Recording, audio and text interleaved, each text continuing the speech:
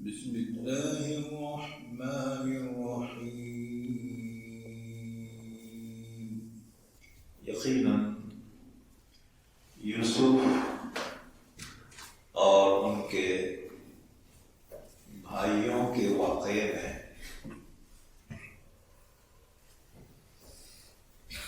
قدرت کی نشانیاں ہیں سوال کرنے والوں کے لیے، جبکہ یوسف علیہ السلام کے بھائیوں نے کہا کہ یوسف اور اس کا بھائی بنیامین ہمارے ابا کو ہم سے بھی زیادہ پیاری ہیں، حالانکہ ہم ایک جماعت ہیں۔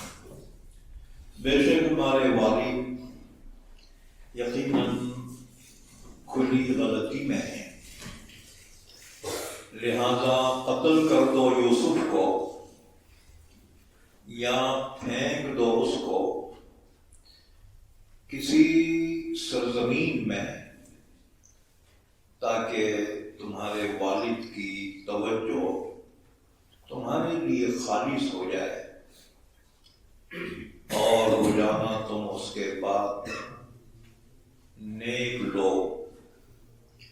ان میں سے ایک کہنے والے نے کہا کہ یوسف کو قتل نہ کرو اور اسے ڈال دو کسی گہرے کنویں میں، نکال کر لے جائے گا کوئی قافلہ اس کو، اگر تم کرنا ہی چاہتے ہو۔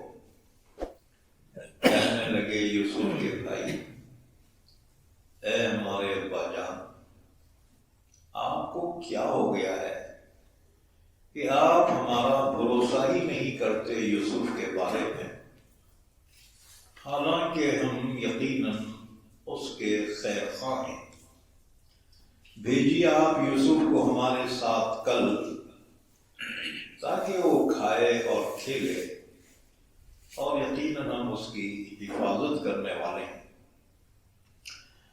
والد یعقوب علیہ السلام نے کہا، مجھے یہ بات غم میں ڈال دیتی ہے کہ تم یوسف کو لے جاؤ، اور مجھے خوف ہے کہ کہیں یوسف کو بھیڑیا نہ کھا جائے اور تم اس سے غافل ہو جاؤ۔ کہنے لگے یوسف کے بھائی، اگر یوسف کو بھیڑیا کھا جائے، حالانکہ ہم ایک جماعت ہیں، تو یقیناً ہم اس وقت بڑے خسارے میں ہو جائیں گے۔ پھر جب لے چلے وہ یوسف کو، اور اتفاق کیا انہوں نے اس بات پر کہ یوسف کو ڈال دے کسی گہرے کنویں میں، اور ہم نے یوسف کی جانب وہی بھیجی کہ ضرور بالضرور تم ان لوگوں کو بتاؤ گے ان کا کام، یہ کام، اور ان کو شعور بھی نہیں ہوگا۔ اور آئے یوسف کے بھائی اپنے والد کے پاس عشاء کے وقت روتے ہوئے، کہنے لگے اے ہمارے ابا جان، ہم گئے دوڑنے اور چھوڑ دیا ہم نے یوسف کو اپنے سامان کے پاس، یوسف کو بھیڑیا کھا گیا، اور آپ کاہے کو ہمارا یقین کریں گے اگرچہ ہم سچے بھی ہوں۔ اور لے آئے وہ یوسف کے قمیص پر جھوٹا خون لگا کر۔ تو یعقوب علیہ السلام نے فرمایا، نہیں نہیں، بلکہ تمہارے دلوں میں ایک بات تم کو سجائی ہے، بس اب صبر ہی بہتر ہے، اور اللہ مددگار ہے اس وقت جو کچھ تم بیان کر رہے ہو۔ اور آ گیا ایک قافلہ، بس انہوں نے بھیجا اپنے پانی بھرنے والے کو، تو اس نے اس کنویں میں ڈور لٹکایا، کہنے لگا واہ واہ، خوشخبری، یہ تو ایک خوبصورت بچہ ہے۔ اور انہوں نے چھپا لیا یوسف کو سامان تجارت سمجھ کر، اور اللہ جاننے والا ہے جو کچھ وہ کر رہے ہیں، اور بیچ ڈالا یوسف کو۔ یوسف کے بھائیوں نے چند حقیر درہموں کی قیمت میں، اور ان میں سے بعض بے رغبت تھے، اور کہا اس شخص نے جس نے یوسف کو خریدا مصر میں، اپنے بیوی سے کہنے لگا کہ اس کا ٹھکانہ اچھا بنا، امید ہے کہ یہ ہمیں فائدہ دے گا، یا ہم اس کو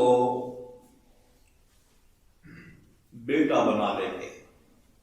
اور اسی طرح سے ہم نے ٹھکانہ دیا یوسف کو سرزمین مصر میں، اور تاکہ ہم سکھائیں یوسف کو خوابوں کی تعبیر دینے کا علم، اور اللہ غالب ہے اپنے کام پر، اور لیکن اکثر لوگ نہیں جانتے۔ اور جب پہنچے یوسف اپنی جوانی کی عمر کو، تو ہم نے ان کو حکم یعنی نبوت اور علم عطا فرمایا، اور اسی طرح سے ہم بدلہ دیتے ہیں نیک کام کرنے والوں کو۔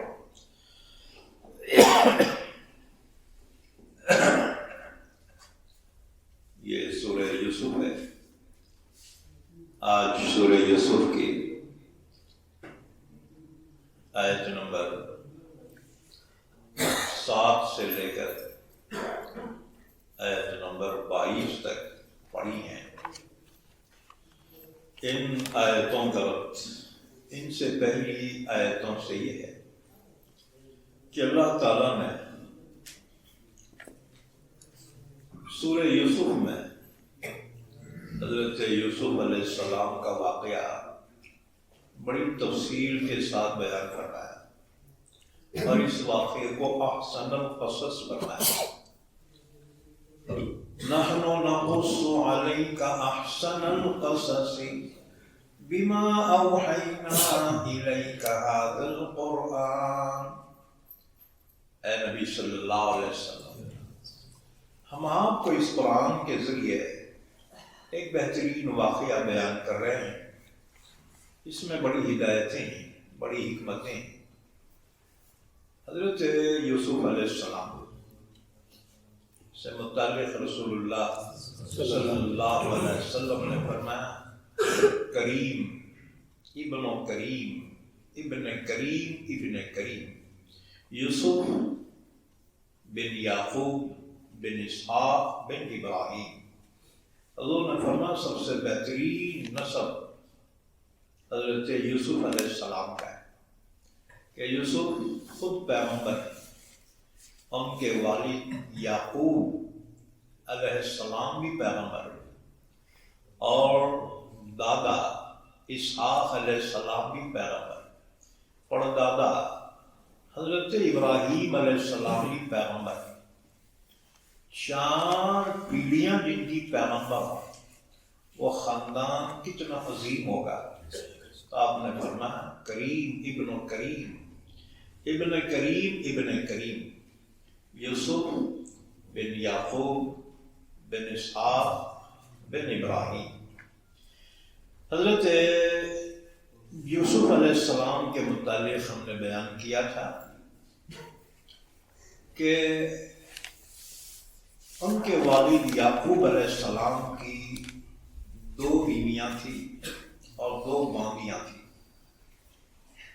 بڑی بیوی یعقوب علیہ السلام کی، ان کا نام تھا لیہ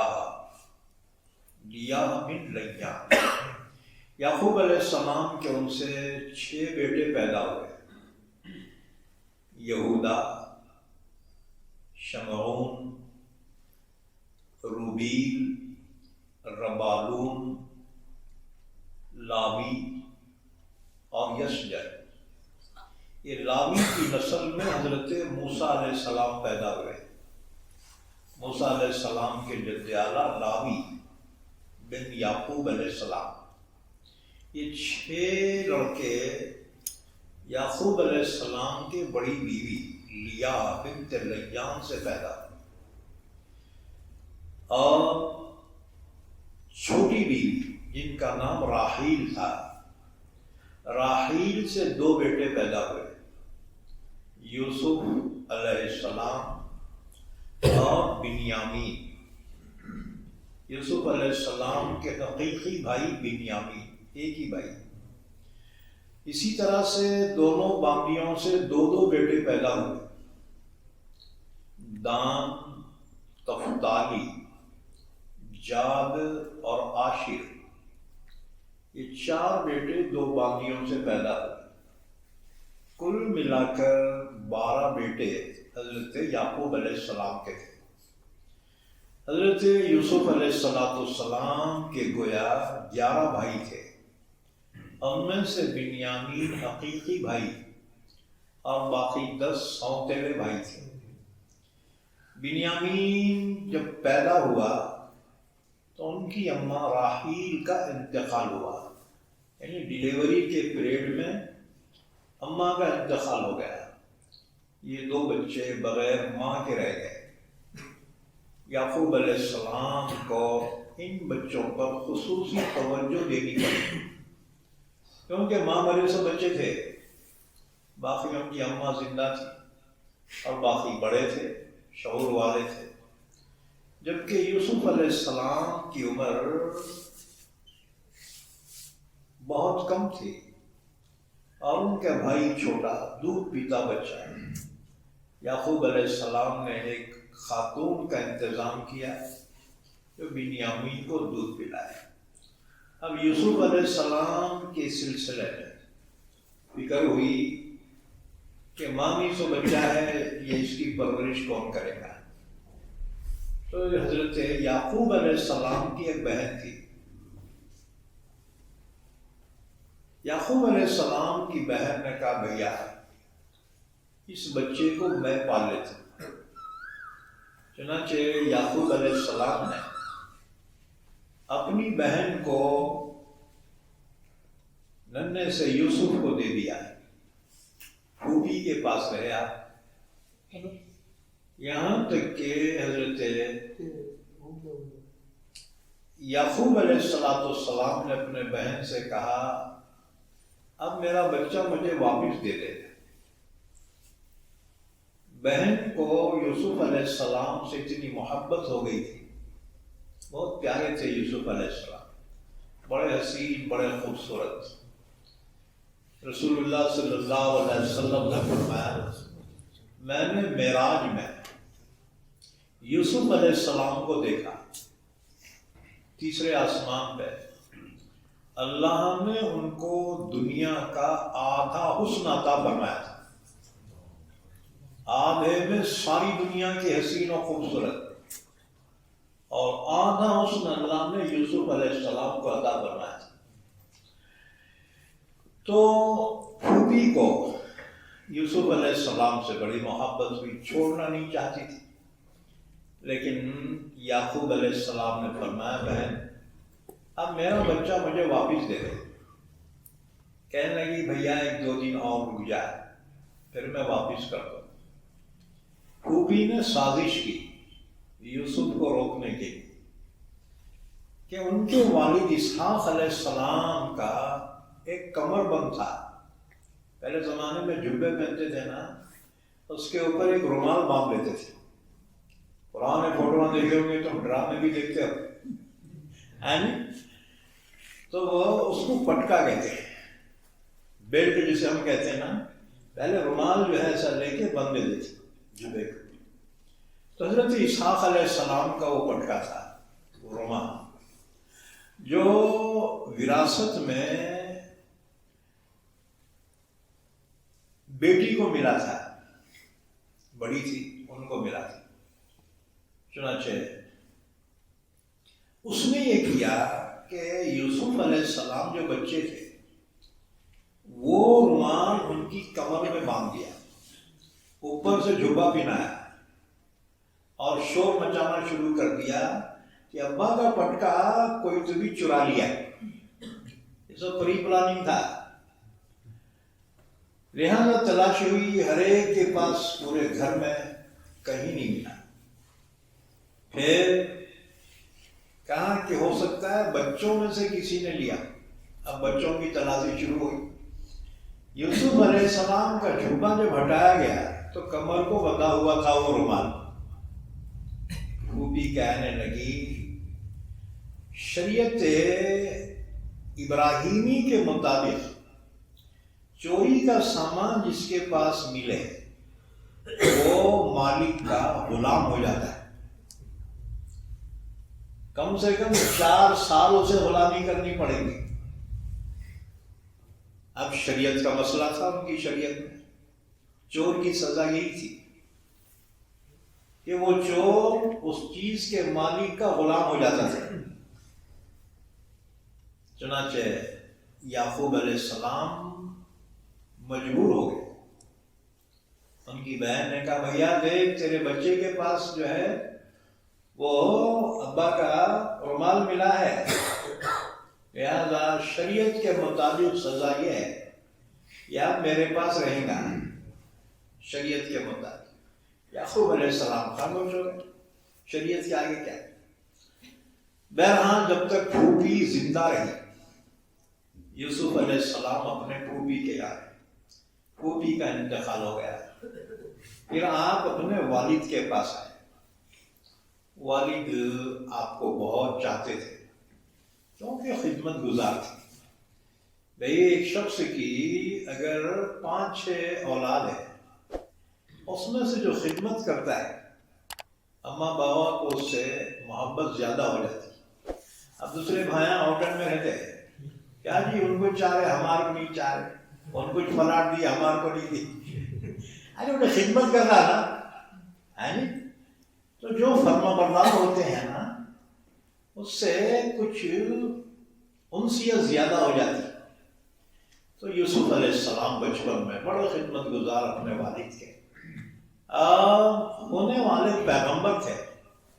ہونے والے پیغمبر میں بچپن ہی سے اللہ تعالیٰ یہ صفات عطا فرماتا ہے۔ نبی کامل ہوتے ہیں،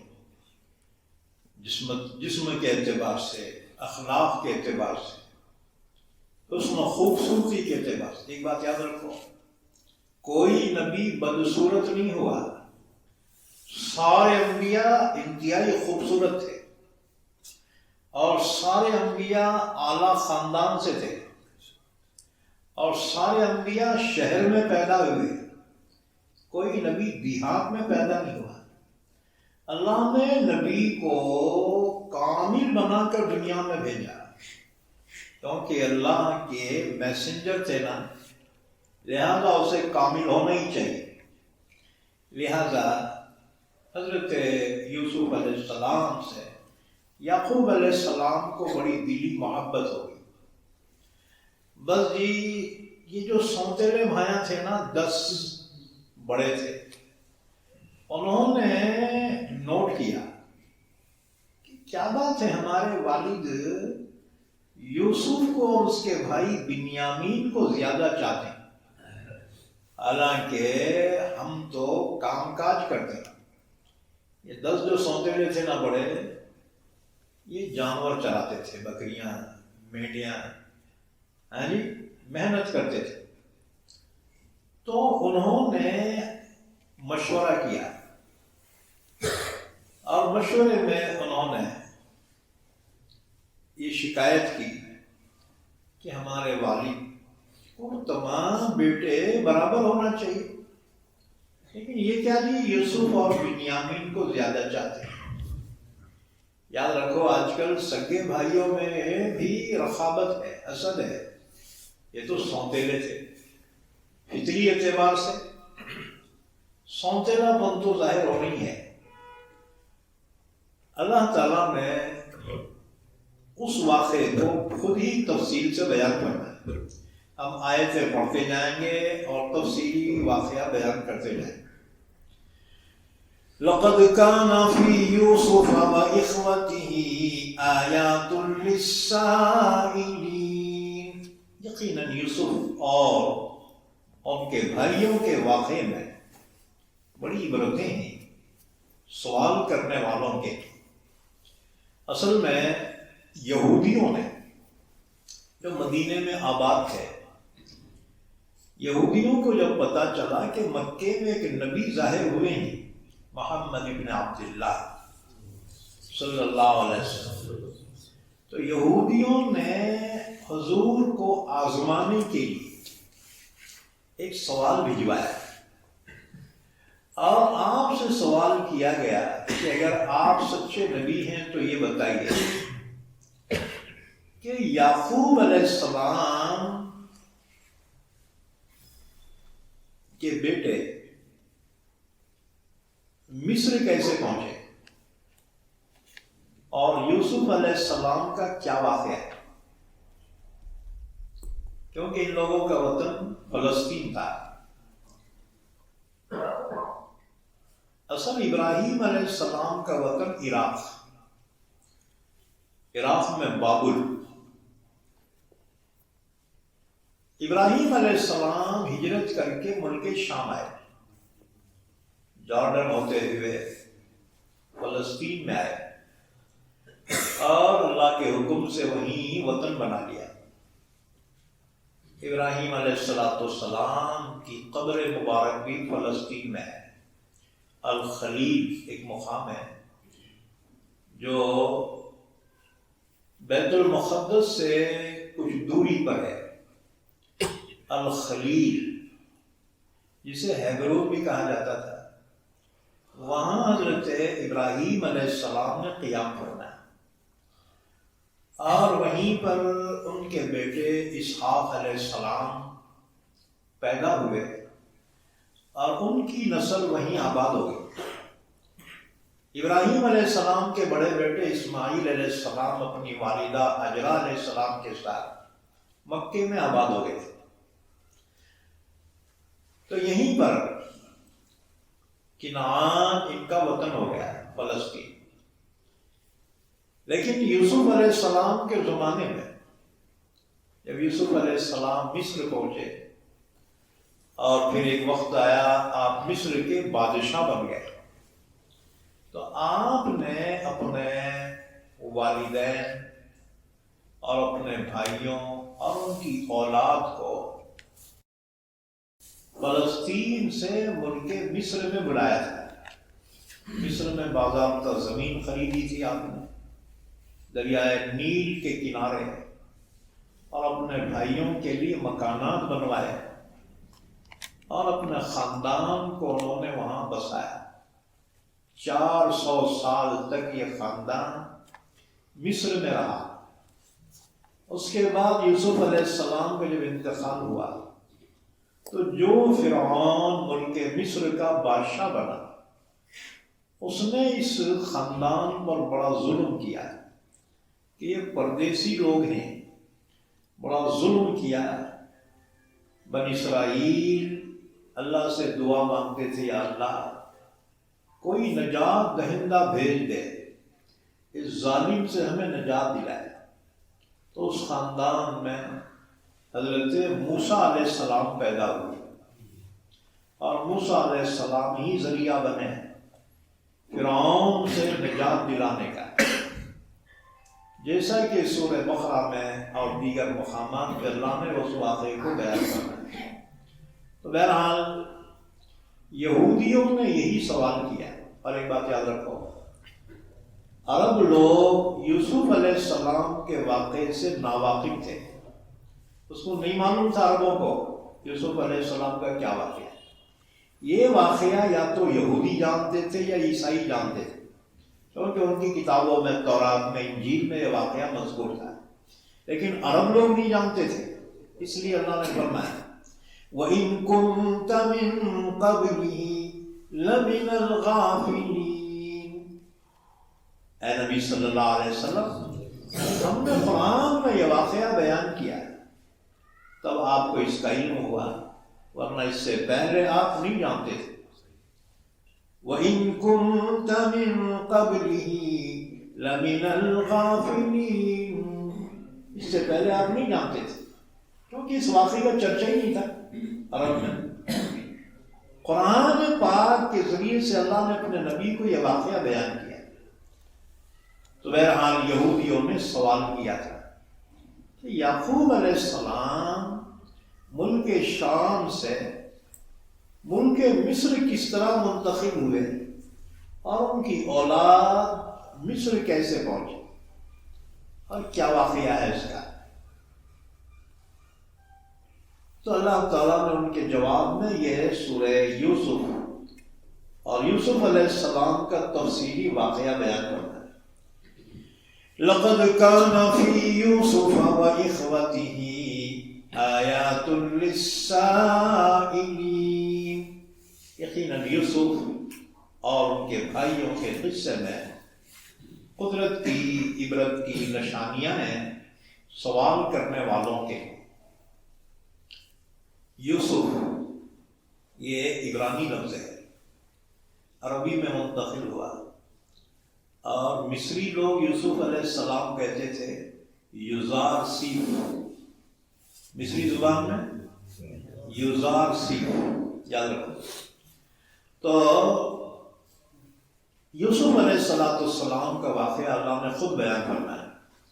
اِذْ قَالُوا لَيُوسُفُ وَأَخُوهُ احب الى ابینا منا ونحن عصبہ، جبکہ یوسف علیہ السلام کے بھائیوں نے محسوس کیا کہ بابا یوسف کو اس کے بھائی کو زیادہ چاہتے ہیں، حالانکہ ہم تو محنت کرنے والے کما کے لانے والے بیٹے ہیں، بابا کو ہماری طرف کوئی توجہ نہیں ہے، وہ چھوٹوں کو زیادہ چاہتے ہیں۔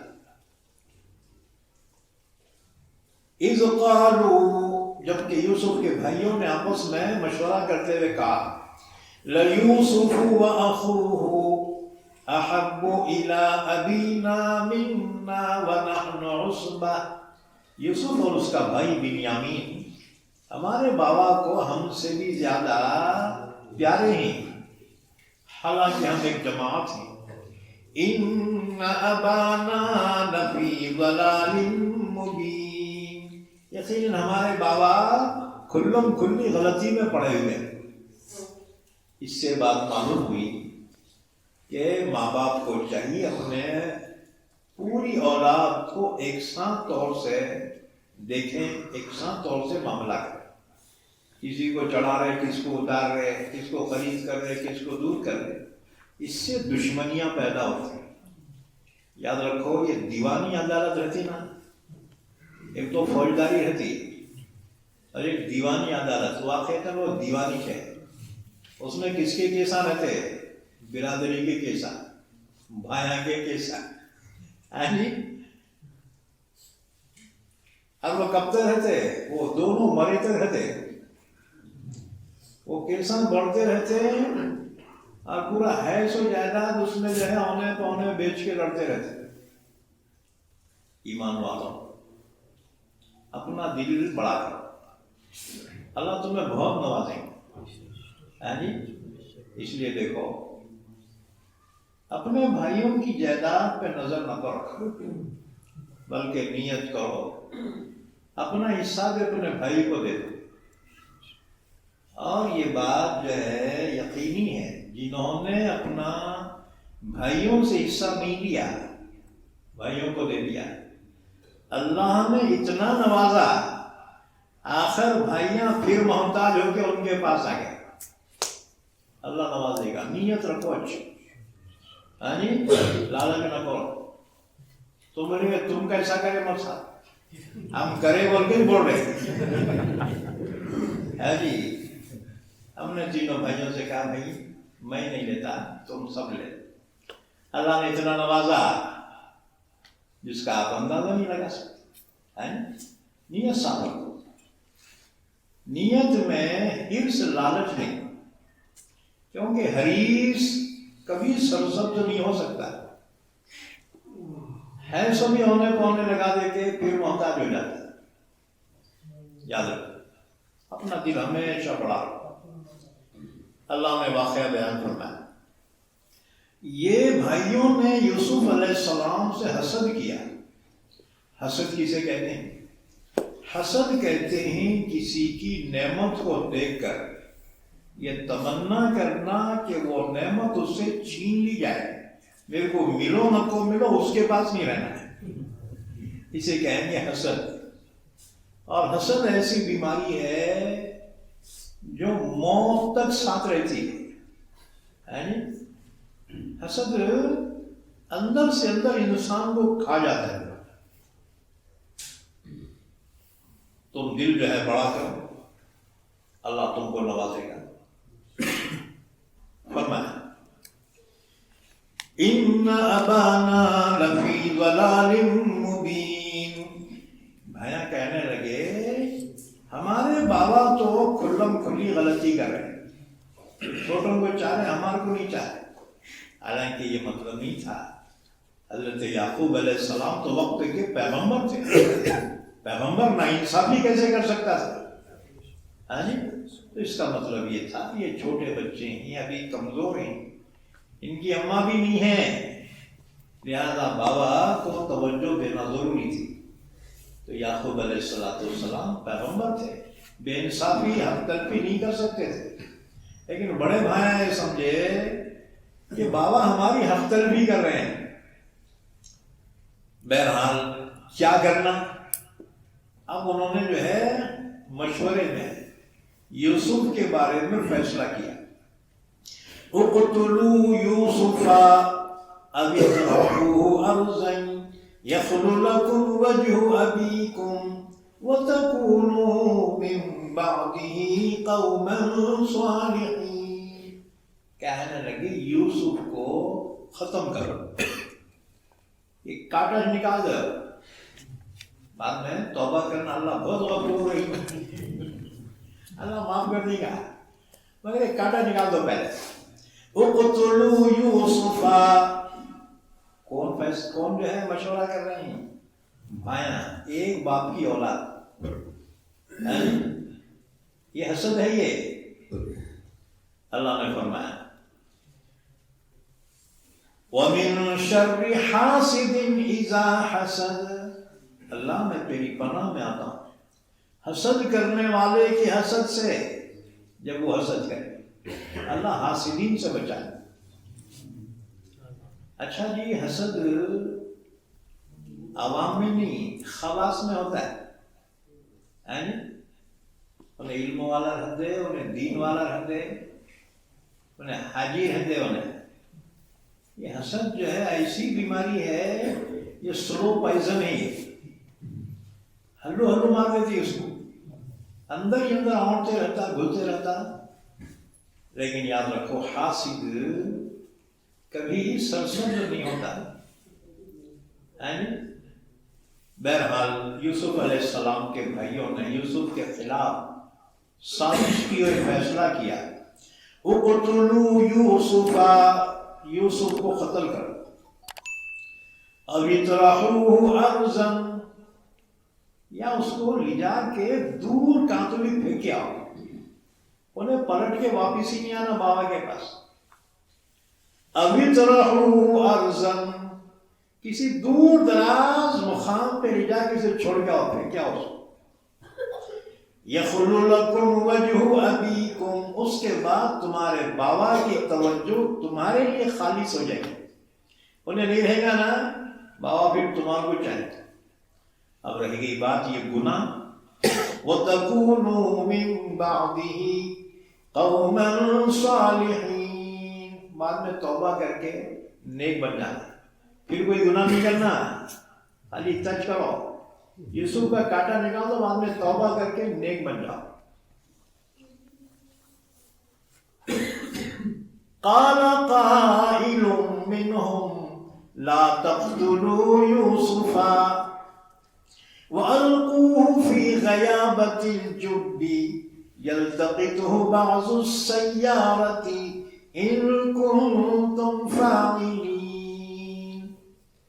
پورے بھائیوں نے مشورہ دیا یوسف کو قتل کرنے کا، لیکن جو بڑا بھائی تھا نا ذرا رحم دل تھا، ذرا نرم دل تھا، اور بڑے بھائی کو ایسا ہونا ہی چاہیے، کیونکہ کچھ بھی ہوا نا اماں بابا بڑے بھائی پہ ڈالتے، تو بڑا تھا، تو سمجھدار تھا، بڑے بھائی کو بہت ذمہ داری، بڑے بھائی سب کے جوتے کھاتا ہے، اماں بابا کے خاندان والوں کے، ارے ٹھیک ہے وہ چھوٹے ہوں گے، نادان تھے، تو بڑا تھا نا سمجھدار تھا، اس لیے بڑے بھائی کا دل بڑا ہی ہونا چاہیے،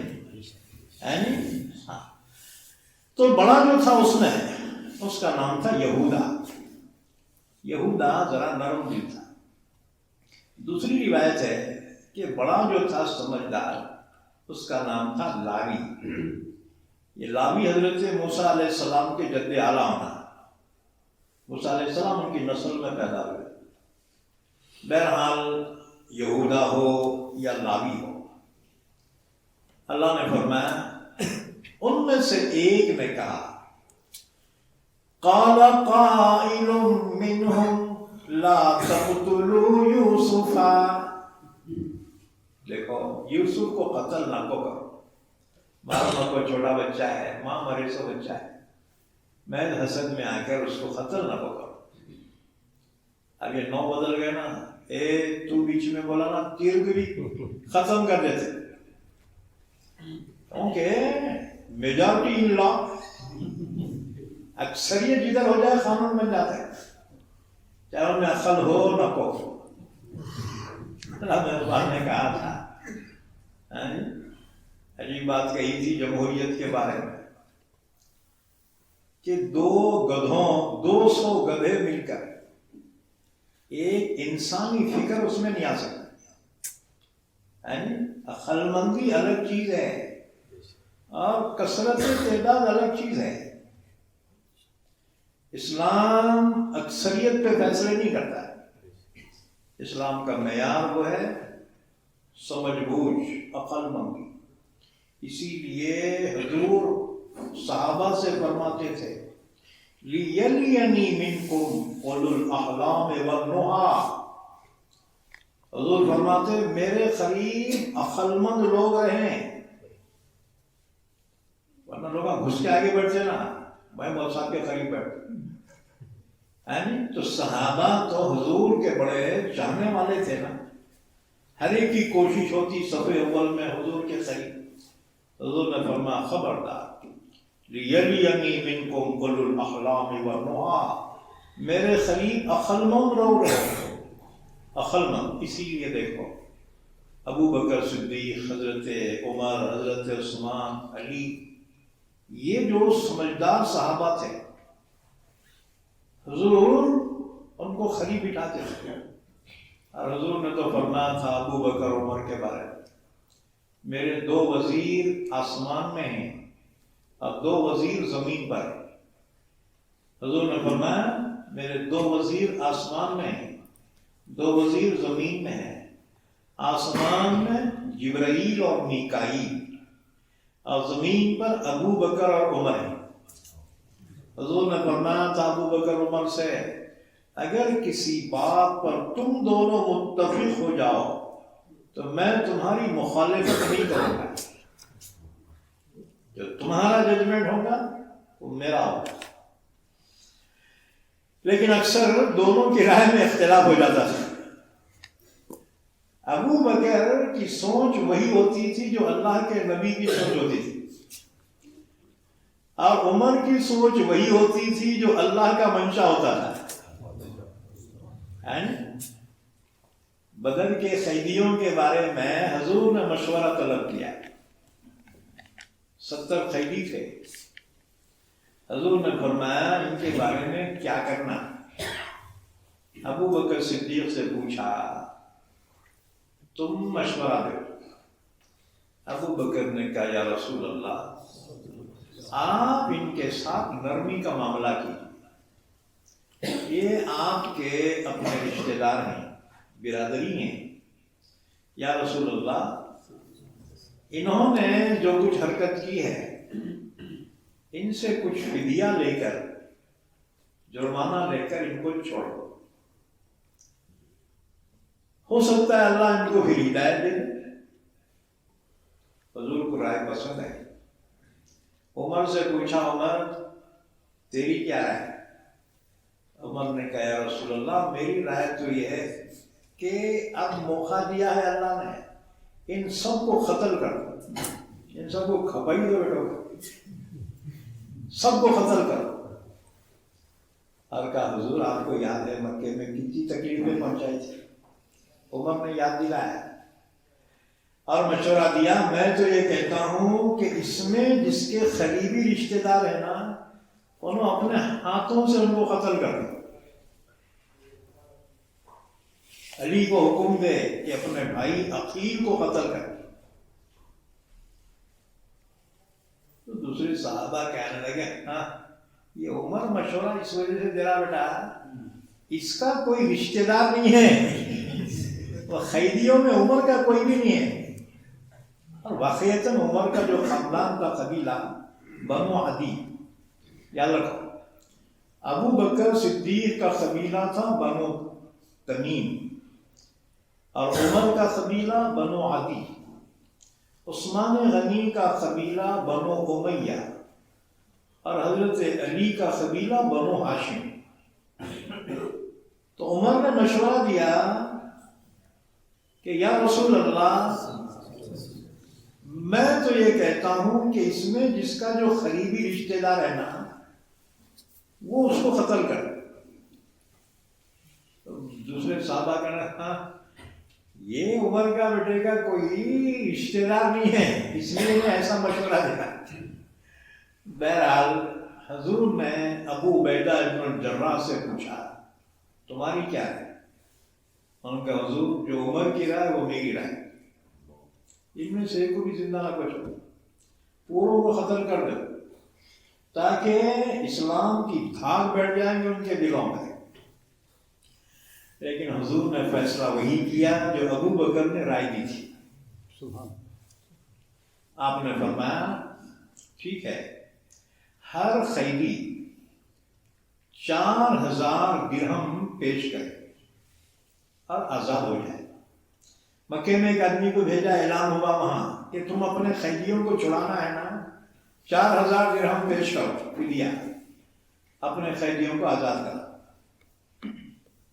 ان میں بعض لوگ تھے جو ادا نہیں کر سکتے تھے۔ حضور نے فرمایا پڑھے لکھے ہو؟ کہا جی۔ فرمایا تو ٹھیک ہے تمہارے لیے جرمانہ یہ ہے انصار مدینہ کے 10 بچوں کو لکھنا پڑھنا سکھا دو، جب یہ بچے لکھنے پڑھنے کے قابل ہو جائیں گے تو تم آزاد۔ یہ علم کی اہمیت حضور نے بتلائی۔ بہرحال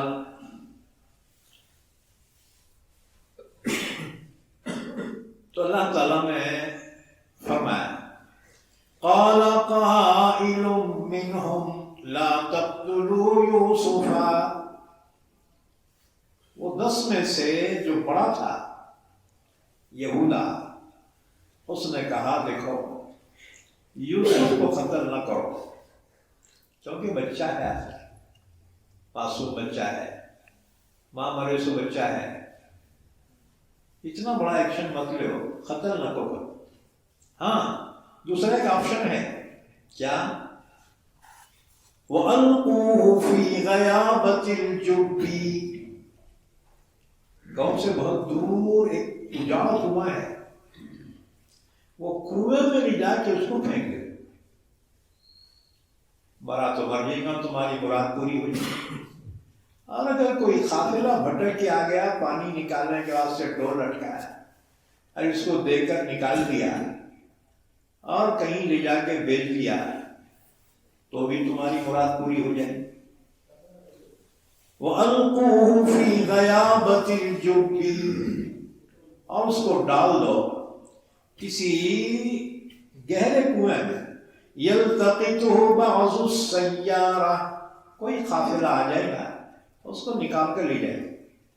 إِن كُنتُمْ فَاعِلِينَ، اگر کرنا ہی ہے یوں کرو، قتل نہ کرو۔ بہرحال سب متفق ہو گئے، ٹھیک ہے، بڑا بھائی جیسا بڑا نا قتل نہیں کریں گے، البتہ کام تو بھی کنویں میں لے جا کے پھینک دیں گے، تیار ہو گئے۔ اب سوال یہ ہے کہ بابا چھوڑتے نہیں تھے یوسف علیہ السلام، ہمیشہ اپنے ساتھ رکھتے تھے، تو اب بابا سے ان کو چھڑانا کیسا؟ انہوں نے پلاننگ کی اور دوسرے دن صبح بابا کی خدمت میں پہنچے۔ قالوا یا ابانا ما لك لا تحملنا على يوسف وإنا له لناصحون۔ ہمدردوں کی شکل میں آئے، مانو کتنی محبت ہے یوسف سے ان کو، بایا کو۔ بابا کے بہت ڈھونگی تھے یہ، بابا کے پاس آئے، کہنے لگے یا ابانا، ہمارے ابا، ما لک لا تمنا علی یوسف، آپ کو کیا ہو گیا ہے؟ آپ یوسف کے بارے میں ہم پہ بھروسہ ہی نہیں کرتے، سوچتے نہیں سمجھ رہے نا ہمارے کو، بابا کے بارے میں کیا معلوم؟ یوسف سے ہماری اتنی محبت ہے، پوچھو مت۔ وَإِنَّا لَهُ لَنَاصِحُونَ، اور یقیناً ہم اس کے تو خیر خواہ ہیں، ہمارا بھائی ہے، چھوٹا بھائی ہے، ہم بہت چاہتے ہیں ہمارا، لیکن تم موقع ہی نہیں دیتے اپنے پاس سے، تم اس کو چھوڑتے نہیں۔ ابا ہم جا رہے ہیں، کل جنگل میں جا رہے ہیں، آپ یوسف کو ہمارے ساتھ بھیجو نا، وہ ہمارے ساتھ رہیں گا، کھائیں گا، کھیلیں گا، آزاد فضا میں، بابا ہم اس کی حفاظت کریں گے۔ ارسلہ معنا غدا یرتع ویلعب، کل آپ بھیجیے یوسف کو ہمارے ساتھ، جنگل میں ہم جائیں گے، یرتع تاکہ وہ کھائے، ویلعب اور کھیلے، کھیلیں گا، کودیں گا۔ بچوں کو آزاد چھوڑتے جاؤ نا، تو ان کے ذہن بھی کھل جاتے ہیں۔ اب اماں بابا اپنے بچوں کو چھوڑتے ہی نہیں، کمرے میں یا تو اسکول میں آٹو لگا کے دیے، پابندی سے اسکول کو جاتے۔ اب اسکول کے استاد بھی ان کو پڑھنے لکھنے اتنا ہوم ورک دیتے ہیں، پوچھو ان کو کھیلنے کا موقع ہی نہیں بچوں۔ گھر پہ آئے، اماں تو بھی مار کے سلاتی ہیں، تو بابا تو بھی مار کے سلاتے، ان کا ذہن کھلنا کیسے؟ بچوں کے ذہن کھلنے کے لیے کھلی فضا چاہیے، ہم بچوں کو کھلی فضا ہی نہیں۔ اچھا آج کل اسکول ایسے ہو گئے کہ اس میں گراؤنڈ بھی نہیں ہے، ہر ایک اپنے اپنے گلی میں، اپنے گھر میں اسکول کھول لی۔ اب بچے جو ہے ایسا سمجھو قید خانے میں ہیں، گھر میں بھی جیل خانہ، اسکول میں بھی جیل خانہ۔ اب وہ بچے جو ہے نا، ان کے ذہن کھلتا نہیں، بچوں کو موقع دو کھیلنے کا، اپنے دوستوں میں جو ہے کھلی فضا میں بات چیت کرنے کا۔ اسی وجہ سے دیکھو عرب جو تھے نا، مکے کے خاص طور سے اپنے بچوں کو ان کے ماؤں سے دودھ نہیں پلاتے تھے۔ شروع میں جو پی لیا مہینہ دو مہینہ بچہ، بعد میں بنو سعد قبیلے کی جو عورتیں آتی تھی، پہاڑی علاقہ طائف سے آگے بنو سعد، وہ عورتیں بڑی صحت مند ہوتی تھی، مکے میں آتی تھی، تو مکے کے لوگ اپنے بچوں کو ان کے حوالے کرتے تھے، ان کو پیسے دے کے ایگریمنٹ کرتے تھے کہ ہمارے بچوں کو 2 سال دودھ پلانا۔ چنانچہ مکے کے لوگ اپنے بچوں کو بنو سعد قبیلے کی عورتوں سے دودھ پلاتے تھے، اور یہی وجہ ہے رسول اللہ صلی اللہ علیہ وسلم نے شروع میں اپنی والدہ حضرت آمنہ سے دودھ پیا، اور اسی طرح سے کچھ دن ابو لہب کی باندی سویبہ سے دودھ پیا، اور اس کے بعد حضرت حلیمہ جب آئیں تو حضور کی اماں بی بی آمنہ نے اپنے بچے کو حلیمہ کے حوالے کر دیا حضور حضرت حلیمہ کے گاؤں حلیمہ کے ساتھ گئے، 2 سال دودھ پیا حضرت حلیمہ۔ تو جو بچے بنو سعد میں دودھ پیتے تھے نا، وہ بچوں کی عربی فصیح ہو جاتی تھی۔ حضور کا خاندان قریش جو ہے نا، ان کی عربی بڑی فصیح تھی، اور انہی کی زبان میں یہ قرآن نازل ہوا۔ یہ قرآن کی جو عربی ہے نا، یہ مکے مدینے والوں کی عربی ہے۔ باقی علاقے کے عربوں کی عربی میں کچھ ڈفرینس ہوتا تھا۔ عرب میں 7 بڑے قبیلے تھے جن کی مستقل لغت تھی، ان کی ٹوننگ بھی الگ تھی۔ اسی وجہ سے اللہ نے قرآن تو نازل فرمایا حضور کی زبان میں، لیکن باقی جو اور قبیلے تھے ان کے لیے بھی یہ گنجائش فراہم کی کہ اگر کوئی اپنی زبان میں اپنے ٹوننگ میں قرآن کو پڑھنا چاہے تو اللہ نے اجازت دی۔ حضور نے فرمایا انزل القرآن علی 7 احرف، قرآن 7 لغات پر نازل ہوا ہے۔ یعنی بعض قبیلے عربی بولتے تھے نا، وہ فصیح عربی نہیں بول سکتے تھے، ان کی زبان پہ نہیں چڑھتا تھا۔ جیسے کم بولنا ہے اور چم بولتے ہیں، یعنی ہر 50 کلومیٹر کے بعد زبان بدل جاتی، ٹوننگ بدل جاتی، اندازہ بدل جاتا۔ جیسے اردو زبان میں ہم کہتے ہیں میں جا کے آیا، یعنی اردو ہے۔ اب بعض لوگ بولتے ہیں میں جا کر آیا، بعض بولتے ہیں میں جا کو آیا، کرناٹک میں جا کو آیا، تو معنی تو ایک ہی ہے لیکن ٹوننگ کا فرق ہے۔ ایسی ہی عربی زبان بھی 7 بڑے بڑے عرب قبیلوں کی زبان اور لغت مستقل تھی، لیکن یہ قرآن جو اللہ نے نازل فرمایا وہ رسول اللہ صلی اللہ علیہ وسلم کی زبان میں نازل فرمایا۔ تو حجاز یعنی مکہ مدینہ اور اس کے اطراف کا علاقہ، یہ حجاز کہلاتا ہے۔ تو حجاز کی زبان جو تھی سب سے فصیح زبان تھی، اللہ نے اپنے نبی کی زبان میں یہ قرآن نازل فرمایا، لیکن اور عربوں کو اپنے اعتبار سے، ٹوننگ کے اعتبار سے قرآن پڑھنے کی اجازت دی۔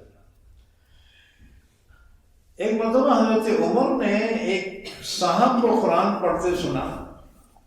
عمر سمجھے یہ غلط پڑھ رہے ہیں، کیونکہ عمر حجازی تھے نا، حضور بھی حجازی تھے۔ تو عمر نے دیکھا یہ قرآن غلط پڑھ رہا ہے، عمر کو ٹینشن آیا، گردن میں ہاتھ دیا اور گھسیٹتے حضور کے پاس لائے کہ یا رسول اللہ یہ قرآن غلط پڑھ رہا ہے۔ حضور نے فرمایا عمر اسے چھوڑ دے، چھوڑ دیا۔ کہا اس سے اچھا پڑھو۔ اس صحابی نے قرآن پڑھا جیسا عمر نے سنے تھے نا، غلط انداز بول کے انہوں نے پڑھا۔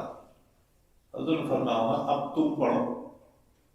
عمر نے پڑھا تو حضور نے فرمایا ہاکذا انزل وہاکذا انزل، قرآن اس طرح بھی نازل ہوا ہے اور اس طرح بھی نازل ہوا ہے۔ یعنی حضور نے دونوں کو صحیح قرار دیا۔ لیکن بعد میں صحابہ جب دنیا میں چلے اور اسلام پوری دنیا میں پھیلا تو حضور سے جس نے جیسا قرآن پڑھا تھا اپنے شاگردوں کو ویسی پڑھانا شروع کر دیا۔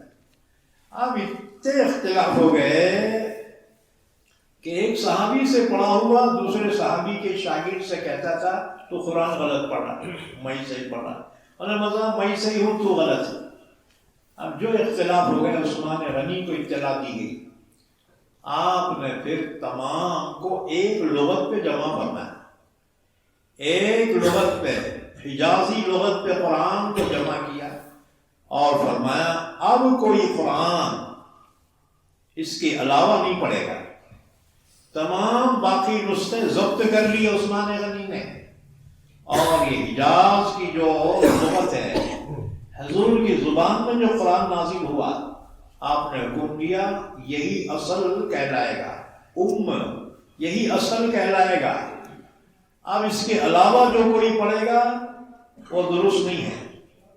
اسی لیے عثمان غنی کو جامع القرآن کہا جاتا ہے کہ سب کو ایک لغت پہ جمع کیا۔ بہرحال تو مکے کے عرب اپنے بچوں کو طاقتور قبائل کی عورتوں سے دودھ پلاتے تھے۔ بنو سعد کی زبان فصیح تھی اور حجاز کی زبان بھی فصیح تھی، اس لیے حضور نے فرمایا انا افصح العرب، میں عرب میں سب سے زیادہ فصیح ہوں کہ پیدا ہوا خاندان قریش میں اور میں نے دودھ پیا قبیلے بنو سعد۔ ایک بادشاہ گزرا ہے ولید بن عبد الملک، جس نے اپنی اماں سے دودھ پیا تھا۔ کہتے ہیں عرب ہونے کے باوجود عربی فصیح نہیں بول سکتا تھا کیونکہ اس کو موقع ہی نہیں ملا۔ تو بچوں کو کھلی فضا میں ان کے ذہن کو کھولنے کا موقع دینا چاہیے۔ بچوں کو لاڑا میں زیادہ بغل میں پلوں میں نہ کو چھپا کے رکھو، ان کو آزادی بھی دو، تاکہ زبان کی پریکٹس ہو جائے گی، بچوں کے ذہن کھل جائیں گے۔ ہر بچہ پیدا ہوتا ہے نا ذہین پیدا ہوتا ہے، لیکن بعد میں کیا اس پہ راہ جمتی رہتی، وہ شعلہ پھر جو ہے بجھ جاتا ہے، اس کو پھونکو ذرا، راہ کھل جائے گی، وہ صلاحیت پھر سے ابھر کر آئے گی۔ استاذوں کا کام صلاحیت بنانا نہیں ہے، اس پر جو ہے راہ جمی ہے نا اسے اپنی حکمت سے پھونک کے اڑا دینا ہے۔ خدا دار جو ذہانت ہے وہ خود بخود جو ہے ابھر کر آئے، موقع ملا۔ اسلام نے یہ موقع عربوں کو دیا، ورنہ ان کی صلاحیتیں تو جہالت میں ختم ہو رہی تھی۔ اللہ کے نبی نے ایمان کی دعوت دی، جب وہ ایمان لائے اللہ کے نبی نے ان کی صلاحیتوں کو اجاگر کیا۔ حضرت عمر نے 10 سال اوپر کچھ مہینے حکومت کی، تقریباً دنیا کے چوتھائی حصے پہ حکومت کی، 1/4 پہ حکومت کی، ایسے ہندوستان جیسے 10 ہندوستان سے زیادہ پر اکیلے عمر نے حکومت کی، اور اتنی کامیاب حکومت کی 2 سپر پاور طاقتوں کو عمر نے زیر کیا۔ 2 سپر پاور طاقتوں کا خاتمہ عمر نے کیا۔ عمر نے فلسطین فتح کیا، ایران فتح کیا، عراق فتح کیا، مصر فتح ہوا حضرت عمر کے ہاتھوں۔ سوال یہ ہے کہ عمر نے یہ قانون پڑھا کہاں سے تھا؟ کون سے یونیورسٹی کے فارغ تھا عمر؟ کوئی نہیں، بس صحبت پائی تھی حضرت محمد رسول اللہ صلی اللہ علیہ وسلم۔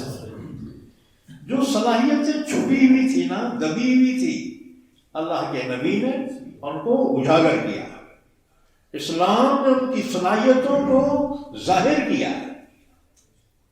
تو ایک صحابی بس دنیا ہدایت کے لیے روشن ستارہ بن گیا۔ حضور نے فرمایا اصحابی کالنجوم بِأَيِّهِمُ اقْتَدَيْتُمْ اهْتَدَيْتُمْ، میرے صحابہ آسمان ہدایت کے ستارے ہیں، ان میں سے جس کی بھی اقتدا کرو گے ہدایت پا جاؤ۔ اس صلاحیتوں کو بات۔ بہرحال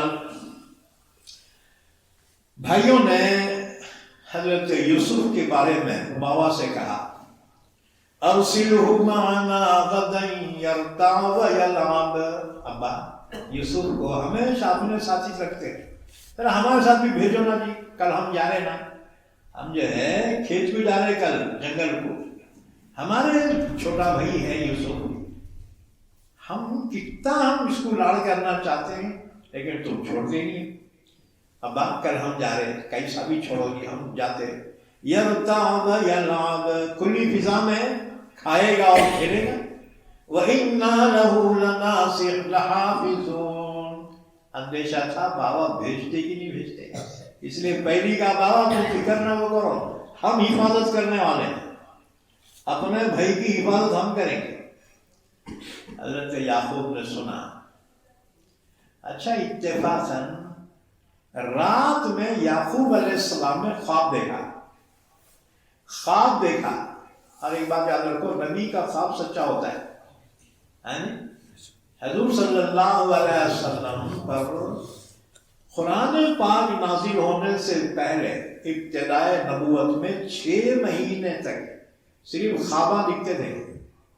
رات میں خواب دیکھتے، صبح وہی سے واقعہ پیش آتا تھا. سچے خواب ہوتے تھے. اسی لیے حضور نے فرمایا کہ سچے خواب نبوت کا 46واں حصہ ہے. سچے خواب نبوت کا 46واں حصہ ہے. کیوں؟ نبوت کے بعد حضور 23 سال تک رہے. اب سال کے 2 حصے کرو، 6 مہینے تو کتنے ہوتے؟ 23 دو 46. تو شروع میں 6 مہینے تک حضور کو خواب نظر آتے تھے. اور شام میں خواب دیکھا، صبح وہی واقعہ پیش آتا تھا، سچے خواب. اس کے بعد غار حرا میں جبرائیل آئے اور قرآن پاک کے نزول کا آغاز ہوا 6 مہینے کے بعد. تو حضرت یعقوب علیہ السلام نے رات میں خواب دیکھا. کیا خواب دیکھا؟ کہ پہاڑی میدان میں ایک وادی میں، وادی کہتے ہیں اطراف میں پہاڑ، بیچ میں میدان، اسے بولیں گے وادی. مکے کو بھی اللہ نے وادی کہا. انی اسکنت من ذریتی بواد غیر ذی زرع عند بیتک المحرم ربنا لیقیموا الصلاۃ. تو حضرت یعقوب علیہ السلام نے خواب دیکھا رات میں کہ وادی ہے اور اس کے بیچ میں یوسف ہیں اور 10 بھیڑیے آ گئے. بھیڑیے سمجھتے نا، مراٹھی میں لانڈگا بولتے اس کو. بھیڑیے 10 بھیڑیوں نے یوسف کو گھیر لیا اور بھیڑیے یوسف پہ حملہ کر رہے ہیں. لیکن اس میں بڑا جو بھیڑیا ہے نا، وہ یوسف کا دفاع کر رہا ہے، بچاؤ کر رہا ہے. پھر اچانک یوسف زمین کے اندر کہیں غائب ہو گئے. یہ خواب رات میں دیکھا اور صبح یہ بیٹے آگے یوسف کو مانگ رہے، کھٹک گئے نا. حضرت یعقوب علیہ السلام سمجھ گئے کہ جن بھیڑیوں سے یوسف کو خطرہ ہے یہ 10 دانڈگے وہی بھیڑیے ہیں. لیکن صاف نہیں بول سکے. ایک بات یاد رکھو، بیٹے اگر چھوٹے ہیں نا تو تبلیغ کر سکتے، لیکن تمہارے کھانے کے برابر آ گئے بیٹے، آپ جو ہے کمپرمائز سے کام لے ہو. سمجھ میں آیا؟ حکم مت دو بیٹوں کو. اگر انہیں ہاں بولے تو بہت اچھا، اور اگر الٹے جواب دیے نا پوری زندگی کی محنت اکارت ہو جاتی ہے. تو اگر بیٹے برابری کو آ گئے تو بیٹوں کو جو ہے حکم مت دو. البتہ یوں کہنا، حکم دینا ہے نا بچوں کو، تو یوں کو بیٹے یہ اپن یہ کام کر لیے تو کیسا رہتا ہے. انہیں ہاں تو بنے گا، نہیں تو نہ تو بنے گا. ہاں بولا تو تمہاری مراد پوری ہوگی، اور نہ بولا تو نافرمانی نہیں ہوئی. سمجھ نہیں بات؟ رسول اللہ صلی اللہ علیہ وسلم ایک مرتبہ مسجد میں تشریف لائے. دیکھا ایک صاحب سو رہے ہیں، نماز کا وقت قریب آ گیا. تو ایک صاحب مسجد میں سو رہے ہیں. تو حضور نے ایک صحابی کو بلا کر فرمایا ان کو جگاؤ، ان کو اٹھاؤ. انہوں نے اٹھا دیا، اٹھ گئے. وہ صحابی کو تعجب ہوا، عرض کیا یا رسول اللہ صلی اللہ علیہ وسلم آپ تو نیکیوں میں بہت بڑھنے والے ہیں، آپ کیوں نہیں اٹھائے؟ بھائی نماز کو اٹھانا ثواب ہے نا، آپ نیکیوں میں آگے بڑھنے والے ہیں، آپ کیوں نہیں اٹھائے؟ میرے کو حکم دیے تم اٹھاؤ، آپ خود کیوں نہیں اٹھائے؟ حضور نے فرمایا اس لیے کہ آدمی جو سوتا ہے نا اسے ہوش نہیں رہتا، اگر جگائے نا تو آدمی کبھی چڑ میں آ کے انکار کر دیتا ہے، جاؤ جی میں نہیں اٹھتا، تمہارے بچے کو اٹھاتے ہیں، بیٹا اٹھ رہے ہیں اسکول کا ٹائم ہوا، جاؤ جی نہیں اٹھتا، تمہارا برا لگتا ہے، لیکن انہیں جو ہے ہوش میں نہیں بولا، انہیں نیند میں ہے وہ، ہاں جی۔ حضور نے فرمایا 3 آدمیوں سے قلم اٹھا لیا گیا، یعنی ان کی غلطی نہیں ہوگی۔ ایک بچہ جب تک بالغ نہ ہو جائے اگر غلطی ہو اس پہ پنشمنٹ نہیں، کیونکہ بالغ ہونے کے بعد ہی اس پر شریعت لاگو ہوتی ہے۔ دوسرے پاگل جب تک ہوش میں نہ آ جائے، تو اگر کوئی غلطی کرانا اس پہ پنشمنٹ نہیں ہوگا۔ نمبر 3 سونے والا جب تک جاگ نہ جائے، یعنی کوئی تمہارے بازو میں سو کے تمہارے کو لاتا مارا گھر، اب تم اسے نہیں بتا رہے تو لاتا میرے کو معلوم ہی نہیں، ہوش میں نہیں ہے۔ تو 3 آدمیوں کی غلطیاں شمار نہیں ہوں گی، سزا نہیں ملے گی۔ ایک بچہ جب وہ جب تک بالغ نہ ہو جائے، دوسرا پاگل جب تک ہوش میں نہ جائے، تیسرا سونے والا جب تک جاگ نہ جائے۔ تو حضور صلی اللہ علیہ وسلم سے وہ صحابی نے کہا یا رسول اللہ، آپ تو نیکی میں بہت آگے بڑھنے والے ہیں، آپ کیوں نہیں اٹھائے ان کو نماز کو؟ میرے کو حکم دیے تم اٹھاؤ۔ حضور نے فرمایا اس لیے کہ اگر میں اس کو اٹھاتا اور وہ انکار کر دیتا تو کافر ہو جاتا ہے، کیونکہ نبی کا انکار کرنا کفر ہے، اور تم نے اگر جگایا اور انکار کرے تو وہ کفر نہیں ہوگا۔ یعنی کتنی احتیاط تھی حضور صلی اللہ علیہ وسلم۔ آپ نے فرمایا میں اٹھاتا اور وہ انکار کرتا تو کافر ہو جاتا، کیونکہ نبی کا انکار کرنا کفر ہے، اور تم نے جگایا اگر نہیں اٹھا تو تمہارا انکار کرنا کفر نہیں۔ تو حضرت یعقوب علیہ السلام نے رات میں خواب دیکھا کہ 10 بھیڑیوں نے یوسف کو گھیر لیا ہے، یوسف نے حملہ کر دیا ہے، اور پھر یوسف اچانک زمین میں غائب ہو گئے، اور صبح یہ 10 دانڈے آ کے یوسف کو مانگ رہے ہیں، ابا ہم کھیلنے میں جا رہے، یوسف کو بھیجو نا۔ یعقوب سمجھ گئے وہ 10 بھیڑیے یہ 6 بیٹے میرے یوسف کو خطرہ ہے، لیکن انکار نہیں کر سکے۔ کیوں؟ اس لیے کہ اگر انکار کر دے فی الوقت مصیبت ٹل جاتی تھی، لیکن بعد میں کبھی بھی یہ دشمنی رکھ کے یوسف کو نقصان پہنچا سکتے تھے۔ اس لیے کام حکمت سے کرو، یعنی حکمت سے، مصلحت سے۔ یعقوب علیہ السلام نے بس اتنا کہا، قال انی لیحزننی ان تذهبوا به واخاف ان یاکلہ الذئب وانتم عنہ غافلون۔ فرمایا مجھے یہ بات غم میں ڈال دیتی ہے کہ تم میرے پاس سے یوسف کو لے جاؤ، یوسف کی جدائی مجھ سے برداشت نہیں ہوگی بیٹو، مجھے بہت غم پہنچے گا یوسف کو اگر مجھ سے جدا کیا۔ اور دوسری بات یہ ہے کہ تم لے جانے کو لے جاؤ گے اور تم کھیلنے میں لگ جاؤ گے، یوسف کو چھوڑ دو گے تو کہیں بھیڑیا یوسف کو کھا نہ جائے۔ وَأَخَافُ أَن يَأْكُلَهُ الذِّئْبُ، مجھے ڈر ہے کہ کہیں یوسف کو بھیڑیا نہ کھا جائے۔ وَأَنْتُمْ عَنْهُ غَافِلُونَ، اور تم غفلت میں ہو، تم کھیلنے کو چلے جاؤ، یہ چھوٹا بچہ اسے پیچھے چھوڑ کے چلے گئے، بھیڑیا آ گیا کھا جائیں گے۔ یہ نہیں بننا تم ہی بھیڑیے ہو، یعنی بات حکمت سے کی۔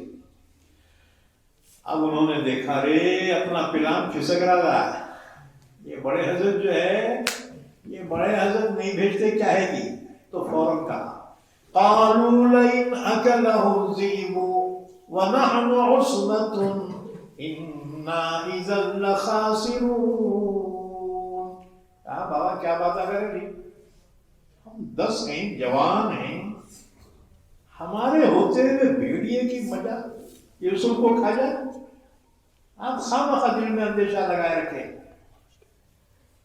آپ فکر نہ کرو۔ بہرحال آپ جب انہوں نے پریشر ڈالا ہے تو بابا کو آخر بھیجنا ہی پڑا، نصیحت کی، دیکھنا میرے بچے کی حفاظت کرنا۔ بڑے سے کہا یہودا دیکھ رہے تو سب سے بڑا ہے، ذرا آپ نے چھوٹے بھائی کا خیال رکھنا۔ اس نے کہا بابا تم فکر نہ کرو، میں ہونا، بے فکر ہو کے بھیجو۔ جب حضرت یعقوب علیہ السلام یوسف کو رخصت کر رہے ہیں، ایک بھائی نے کیا کیا، کہنے لگا ارے ہمارا بھیا چھوٹا بھائی زمین پہ چڑھا، میں تو اس کو کھاندے پہ بٹھا کے لے جاتا۔ ایک نے اٹھا کے کھاندے بٹھایا، دوسرا بولا لا رے میرے بھائی کو میں کھاندے بٹھاتا ہوں، جو اڑی پڑ رہے میں بٹھاتا ہوں تو بٹھاتا ہوں۔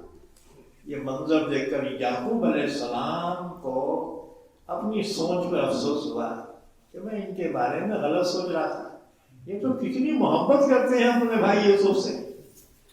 اب جو ہے ہر ایک بڑا لا رہے میرے بھائی کو میں کھاندے، ایک دوسرے کھاندے بٹھا، دوسرا بڑا لا رہے میں بٹھاتا ہوں۔ اب یہ ناٹک جو ہے گاؤں کے باہر جانے تک کرتے رہے۔ جیسے گاؤں کے باہر گئے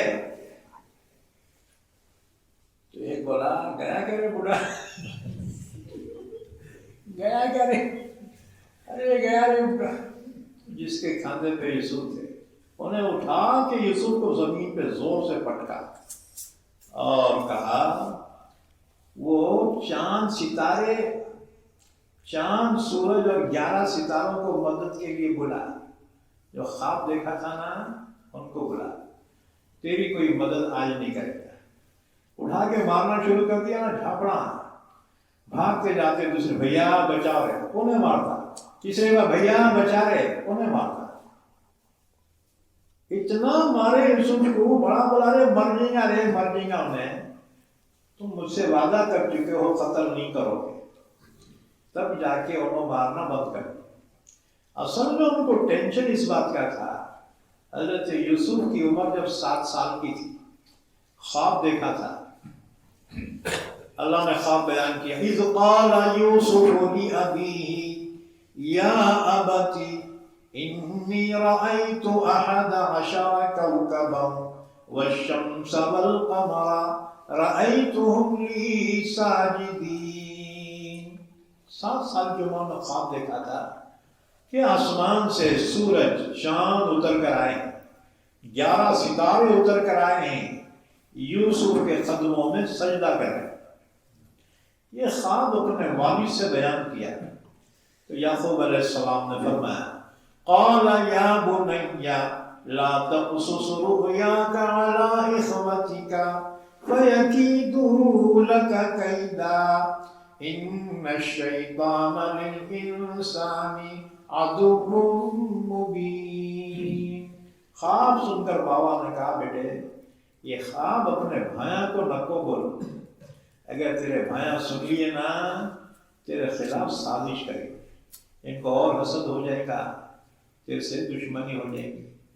لیکن خدا کی شان، وہ خواب کیسا تو بھی لیک ہو گیا ہے، یہ بھائیوں کو، ظالموں کو پتہ چل گیا، ارے انہیں خواب دیکھ رہا، سورج چاند اور 11 ستارے اس کو سجدہ کر رہے ہیں۔ سورج سے مراد بابا، چاند سے مراد سوتیلی اماں، اور ستاروں سے مراد یہ 11 بھائیاں۔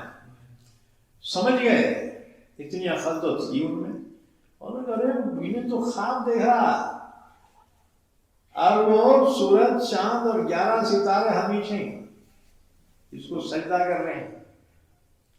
بس ان کو اور ان کی پھر گئی اور یوسف کے خلاف سازش۔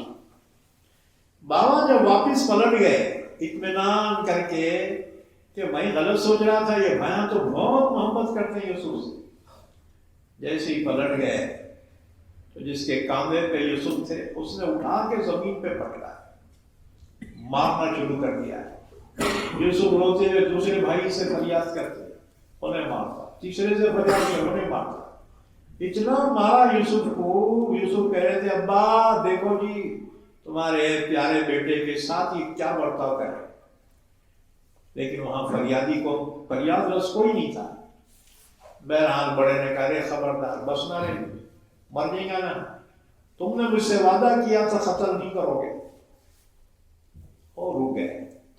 بہرحال بیٹھے وہاں، بیٹھ کر مشورہ کیا کیا کرنا، تو طے ہوا کہ یہاں سے آگے ایک کنواں ہے، اجاڑ کنواں، لہٰذا اس کنویں میں بھی جا کے اس کو پھینک دیں گے، مرا تو مر جائے گا، مراد پوری ہوگی۔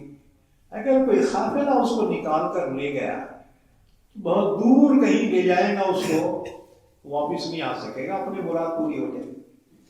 بہرحال وہ کنویں کے پاس پہنچے، یہ 10 بھائیاں یوسف کو لے کے وہ کنویں کے پاس پہنچے۔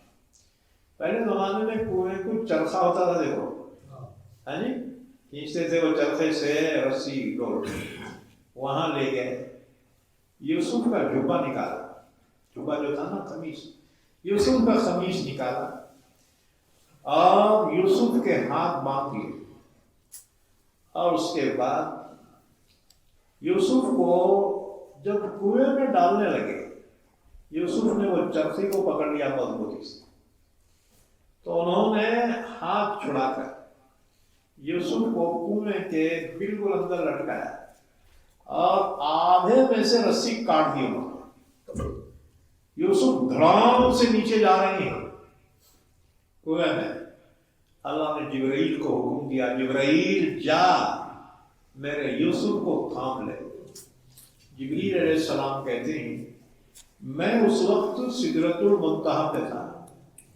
سدرۃ المنتہا 7ویں آسمان کے اوپر ہے، عند سدرۃ المنتہا عندہا جنت المأوی اذ یغشی السدرۃ ما یغشی، وہ بیر کا جھاڑ ہے، وہ پورے آسمان پہ 7ویں پھیلے ہوئے ہے، وہ فرشتوں کا ہیڈ کوارٹر ہے، فرشتے وہاں رہتے ہیں، ہاں جی، اور ڈیوٹی ملتے ہی وہاں سے روانہ ہوتے ہیں فرشتے، پھر ڈیوٹی ہونے کے بعد واپس وہیں پہ لوٹتے ہیں، سدرۃ المنتہا۔ تو جبرائیل کہتے ہیں میں اس وقت سدرۃ المنتہا پہ تھا، اللہ نے حکم دیا جبرائیل جا اور یوسف کو تھام لے۔ جبرائیل کہتے ہیں میں نے وہاں سے ڈائی ماری 7ویں آسمان کے اوپر سے، اور ادھر بھائیوں نے رسی کاٹ دی تھی، یوسف تیزی سے نیچے اتر رہے ہیں۔ یوسف کے اترنے سے پہلے جبرائیل کنویں کے اندر تھے، اپنے ہاتھوں پہ یوسف کو تھاما اور ایک چٹان پہ بٹھایا۔ حضرت جبریل امین کی تیز رفتاری دیکھیے، ہاں جی، کتنا فاصلہ ہے۔ ایک مرتبہ حضور صلی اللہ علیہ وسلم نے فرمایا کہ زمین سے آسمان کے درمیان 500 سال کی مسافت ہے، یعنی سائنسدانوں کے راکٹان 500 سال اڑتے رہے تب جا کر پہلے آسمان کو ٹچ کریں گے۔ ابھی تو فضا میں پھر رہے نو، یہ بات سمجھ میں، یہ فضا جو ہے بہت بڑی ہے، فضا آسمان و زمینوں کے درمیان۔ تو حضور نے فرمایا زمین سے آسمان کے درمیان کا فاصلہ 500 سال کی مسافت کا ہے، پھر پہلے آسمان سے دوسرے آسمان کے درمیان کا فاصلہ 500 سال کی مسافت کا ہے، ہر 2 آسمان کے درمیان 500 سال کی مسافت ہے۔ اب جو ہے 7 آسمان کی مسافت کتنی ہوئی؟ 3500۔ آگے نیچے بھی 500 پکڑے تو کتنے ہوتے ہیں؟ 4000 سال میں کوئی زمین سے 7ویں آسمان تک پہنچ سکتا ہے، 4000 سال، اور وہاں سے عرش معلیٰ وہ تو بہت زیادہ ہے۔ زمین سے عرش معلیٰ تک فاصلہ 50,000 سال کا ہے۔ قربان جائیے، ہمارے آقا حضرت محمد رسول اللہ صلی اللہ علیہ وسلم کو اللہ نے معراج میں زمین سے عرش معلیٰ تک سفر کرنا، سبحان اللہ، زمین سے یہ دنیا کا سائنس اور 1000 سال بھی ترقی کرے تو معراج کی نظیر پیش نہیں کر سکتے۔ اور آپ کتنے جلدی گئے، لیلم من المسجد الحرام الى المسجد الاقصى لیلم، رات میں۔ اب تنوین جو ہے نا عربی گرامر میں تنوین کبھی تخلیل کے لیے آتی، یعنی پوری رات معراج میں نہیں ہے، رات کے ایک لمحے میں، یعنی تم بولے کہ ہٹ ہو ہی نہیں سکتا بھائی، اتنے 1000 سال کی مسافت کوئی ایک رات کے چند سیکنڈ میں کر سکتا ہے کیا؟ یہ امپاسبل نہ ہو۔ جی گھڑی بند ہو گئی، اب وہ مار کر گھڑی بند ہو گئی، اب بیان جو چڑھا بیان 2 گھنٹے کا ختم ہوا تو تم دیکھ رہے ارے گھڑی میں تو 8:30 بج رہے، گھڑی کے اعتبار سے بیان تو 1 سیکنڈ بھی نہیں ہوا۔ بس اللہ نے اپنے نبی کو جو معراج عطا فرمائے، اللہ نے کائنات کی حرکت کو روک دیا۔ یہ شمسی نظام ہے نا، سورج کا نظام، اللہ نے اس نظام کو روک دیا، افلاک کی حرکت کو اللہ نے روک دیا، اور نبی سفر کرتے رہے۔ پتہ نہیں وہ کتنے کروڑوں سال کا سفر ہوگا معراج کے سفر، اگر حساب لگایا جائے، لیکن اللہ نے کائنات کی حرکت کو روک دیا تھا۔ جب آپ کا سفر پورا ہوا، جب آپ اپنے بستر پہ پہنچے تو بستر ابھی گرم تھا اور کنڈی ابھی ہل رہی تھی۔ جب گئے تھے نا بستر گرم تھا، جب واپس آئے تو بستر گرم تھا۔ تو اللہ نے کائنات کی حرکت کو روک دیا تھا۔ یہ فلسفہ معراج یہی ہے، جی اللہ جسے چاہے وہی سمجھ سکتا ہے، یہ اللہ کی قدرت تھی۔ آیاتنا انہ هو السمیع البصیر، ہم اپنے نبی کو اپنی قدرت کی نشانیاں بتانا چاہتے تھے، اس لیے ہم نے اپنے نبی کو معراج عطا فرمایا۔ بہرحال تو انہوں نے حضرت یوسف علیہ السلام کا جبہ نکالا، ہاتھ باندھے، رسی سے باندھ کے کنویں میں لٹکایا اور درمیان سے رسی کاٹ دی۔ جس تیزی سے یوسف نیچے جا رہے تھے، اللہ نے جبرائیل کو حکم دیا، جبرائیل جا میرے یوسف کو تھام لے۔ تو جبرائیل 7ویں آسمان کے اوپر سدرۃ المنتہا سے ڈائی ماری ہے انہوں نے، تو سیکنڈ کے 1000ویں حصے میں وہ کنویں کے نیچے تھے اور یوسف کو اپنے ہاتھوں پہ لیا۔ جبرائیل سے پوچھا گیا، جبرائیل اتنی تیز رفتاری تم نے اور کبھی بتائی؟ جبرائیل نے کہا زندگی میں 4 مرتبہ میں نے یہ تیز رفتاری کا مظاہرہ کیا ہے، 4 مرتبہ، 1 مرتبہ تو یوسف علیہ السلام کے لیے، باقی اور کتنے رہ گئے؟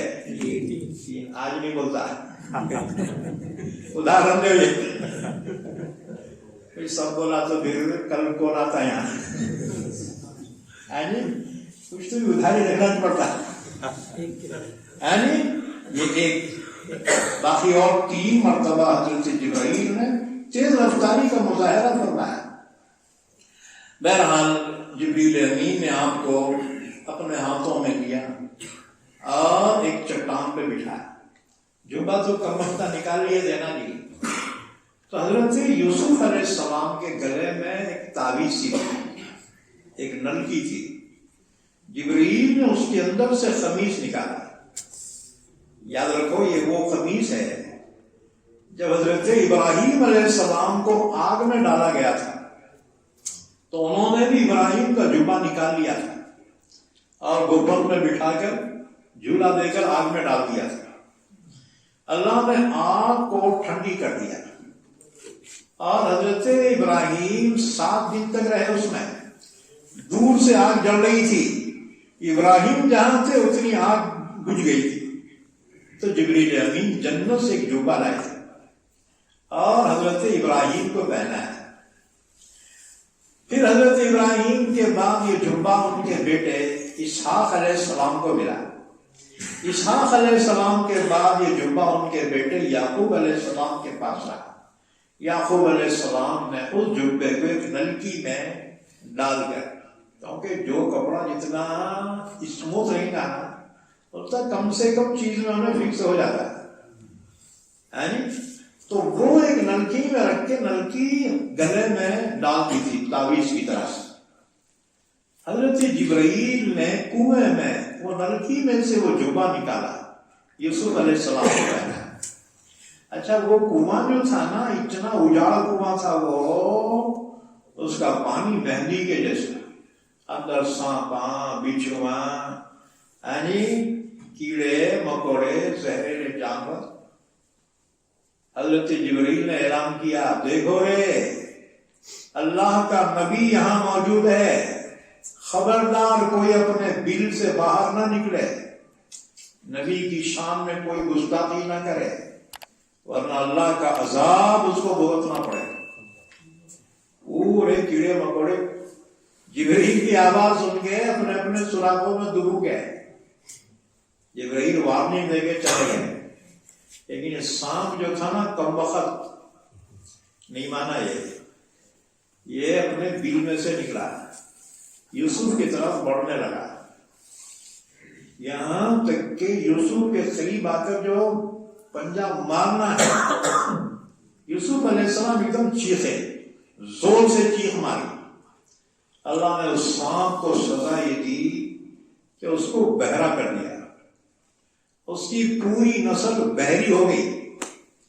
اسی وجہ سے دیکھو سانپ بہرا ہوتا ہے، تو بولیں گے وہ بیوی کی آواز میں ڈلتا کیسا ہے؟ یاد رکھو حساس ہے، آواز پہ نہیں ڈلتا، وہ بجانے والا ڈلتا نا بیٹا، اس کو دیکھ کے ڈلتا انہیں، احساس ہے، احساس ہے۔ تم ذرا حرکت کرو نا تو وہاں سے پہلے ایکشن لے لیتا ہوں۔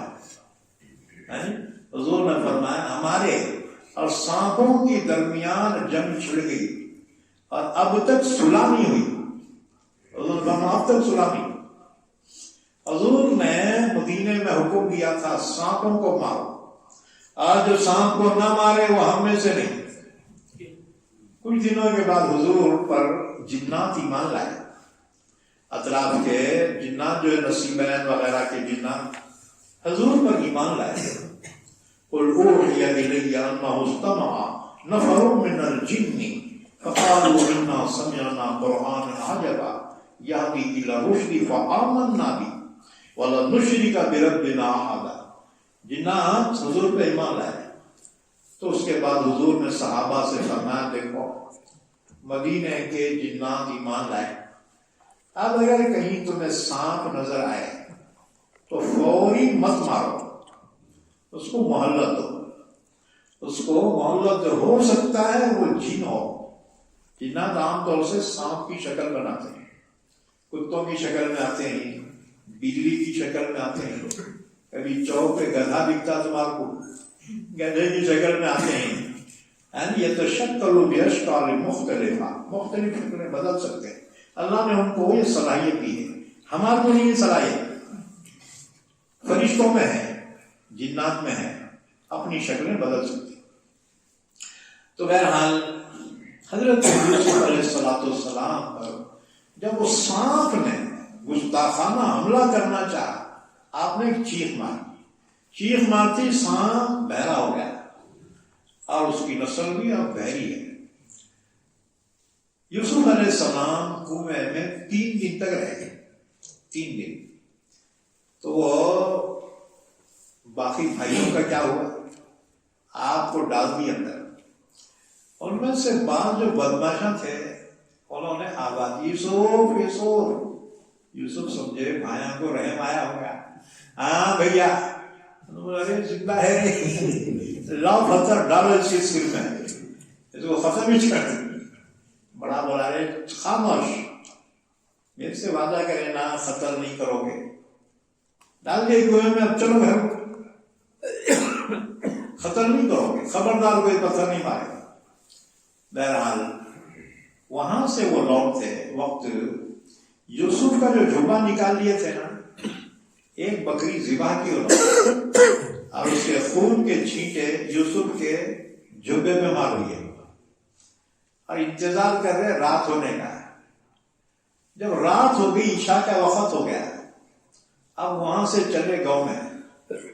گاؤں میں داخل ہوتے ہی اتنا رو رہے پوچھو مت، جو رو رہے 10 مل گئے۔ گاؤں والے جاگے، ارے کون مرا رہے، کیوں رو رہے، کون ہے رے؟ کہنے لگے ہاں یوسف جو رو رہے۔ یعقوب علیہ السلام نے آواز سنی، آپ نے بولے کیا ہوا، کوئی تو مرا ہے، اتنے کیوں رو رہے؟ خندیل لے کے نکلے باہر بڑے حضرت، لوگوں سے پوچھے کیا ہوا رے، کون رو رہا؟ لوگ بولے تمہارے بیٹے رو رہے جی، یہ تمہارے بیٹے رو رہے۔ یعقوب علیہ السلام قریب آنے کے بعد پوچھے کیا ہوا رے، کیوں رو رہے؟ پھر دیکھے کہا ارے میرا یوسف نظر نہیں آ رہا، یوسف کہاں ہے؟ انہوں نے بولے بابا یوسف پہ تو رو رہے، ہمارا یقین تو نہیں کرتے، یہ دیکھو جبہ یوسف کا، ہم کھیلنے کو چلے گئے تھے دوڑتے ہوئے، یوسف کو سامان کے پاس بٹھائے تھے، بھیڑیا آ کر یوسف پہ حملہ کیا اور یوسف کو کھا گیا۔ بابا ہمارا پہلے بھی یقین نہیں کرتے، ابھی نہیں کرتے، یہ جبہ دیکھو، یہ یوسف کا خون ہے، اس پہ لگا ہوا، بھیڑیا کھا گیا۔ اب دیکھے روشنی میں دیکھ رہے ہیں، خون تو لگائے تھے بیٹے، پھاڑنا بھول گئے تھے، پھاڑنا تھا پھاڑنا بھول گئے تھے۔ اسی لیے دیکھو مجرم کہیں نہ کہیں غلطی ضرور کرتا ہے۔ اب تو جو سراغ رساں جو ہے، اگر اس حقیقت کو پا لیا تو مجرم کہیں جانے ہی نہیں، مجرم برابر پکڑے جاتے ہیں، کہیں نہ کہیں کچھ نہ کچھ کوتاہی مجرم ضرور کرتا ہے۔ اب وہ دماغ ہے اس تک پہنچنا۔ تو یعقوب علیہ السلام نے فرمایا بیٹو بھیڑیا بھی کیا ہوشیار ہوگا کہ میرے یوسف کو کھا گیا اور کہیں خمیز کو پھاڑا تک نہیں۔ اب احساس ہوا، سمجھ گئے۔ بہرحال اس کے بعد سختی نہیں کی، کیوں؟ جانتے تھے انہوں نے یوسف کو قتل نہیں کیا، میرا بچہ جہاں بھی ہے زندہ سلامت ہے، اگر میں ان پر پریشر ڈالوں گا انہوں بعد میں جا کے اس کو وہاں ہلاک کر سکتے ہیں۔ بات کو یہیں پہ جو ہے کلوز کر دیا، بند کر دیا۔ اللہ نے واقعہ بیان فرمایا، فَلَمَّا ذَهَبُوا بِهِ، جب وہ یوسف کو لے چلے، وَأَجْمَعُوا أَن يَجْعَلُوهُ فِي غَيَابَةِ الْجُبِّ، اور اتفاق کیا انہوں نے کہ یوسف کو وہ ڈال دیں گے گہرے کنویں میں۔ وَأَوْحَيْنَا إِلَيْهِ، اور ہم نے یوسف کی طرف وحی بھیجی، لَتُنَبِّئَنَّهُمْ بِأَمْرِهِمْ هَذَا، یوسف تو ہم نے ایک ہی نہیں کہا کہ یہ واقعے کا حوالہ تو اپنے بھائیوں کو دے گا، وَهُمْ لَا يَشْعُرُونَ، اور انہیں شعور بھی نہیں ہوگا، وہ تو واقعہ بھول گئے ہوں گے، تو یاد دلائے گا، ایک دن تجھے وہ مقام ہم عطا کریں گے، اپنے بھائیوں کے یہ کرتوت کو بتائے۔ وَجَاءُوا أَبَاهُمْ عِشَاءً يَبْكُونَ، اور آئے یوسف کے بھائی عشاء کے وقت اپنے بابا کے پاس روتے ہوئے۔ قالوا یا ابانا، کہنے لگے اے ہمارے ابا جان، انا ذهبنا نستبق، ہم دوڑنے کو گئے تھے، وترکنا یوسف عند متاعنا، ہم نے چھوڑ دیا تھا یوسف کو ہمارے سامان کے پاس، فاکلہ الذئب، تو یوسف کو بھیڑیا کھا گیا۔ وما انت بمؤمن لنا ولو كنا صادقین، بابا آپ ہمارا بھروسہ کائے تو کریں گے، اگر ہم سچے بھی ہیں تب بھی تمہارے کو یقین نہیں آتا۔ وجاءوا على قميصه بدم كذب، اور لے آئے یوسف کا قمیص جھوٹا خون لگا کر۔ قال بل سولت لكم انفسكم امرا، یعقوب علیہ السلام نے مجبور ہو کے کہا بچوں بات یہ نہیں ہے، کوئی سازش ہے تمہاری، تمہارے دل نے تم کو اس پہ آمادہ کیا ہے۔ فصبر جمیل، بیٹے داڑیے ہو، مجبور بوڑھا باپ کچھ نہیں کر سکتا بیٹوں کے سامنے، باپ کو تو تسلیم کرنا ہی پڑتا ہے، مخالفت کر کے کیا کرو گے؟ اولاد سے، جوان اولاد سے مخالفت کر کے خود تکلیف میں ہونا پڑے گا، ہے نہیں؟ اگر تم غصے میں آ کے بیٹے بہو کو نکالے، چلے گئے، بعد میں بو مارتے بیٹھو، کوئی کھلانے والا نہیں، نہلانے والا نہیں، دکھ سکھ میں کوئی پوچھنے والا نہیں، ہے نہیں؟ بہت پہلے کی بات ہے، حیدرآباد میں ایک صاحب دعوت دیے، ان کے گھر کو گیا، میں سمجھتا ہوں آج سے 8-10 سال پہلے کی بات ہے، وہ مکان اس زمانے میں 2 کروڑ کا مکان، اتنا عالی شان، دعوت دیے، تو میں دیکھا بوڑھا بوڑھی دونوں دعوت میں چلی گئی، ٹیبل پہ دونوں چلی، میں پوچھا تمہارے بچے کہاں ہیں جی؟ انہوں نے بولے مولانا 2 بیٹے تو امریکہ میں، ایک بیٹی سعودی میں، اور ان کے گھروں کے ساتھ میں ہوں، مکان والا صاحب جو ہے بولا پھر یہاں کب آتے ہو نا؟ بولے کبھی کبھی سال میں 1-2 مرتبہ، تو میں دیکھا ایسا دکھتا تھا وہ بنگلے میں 2 بھوتاں بیٹھے ہوئے ہیں، کیا فائدہ ہے؟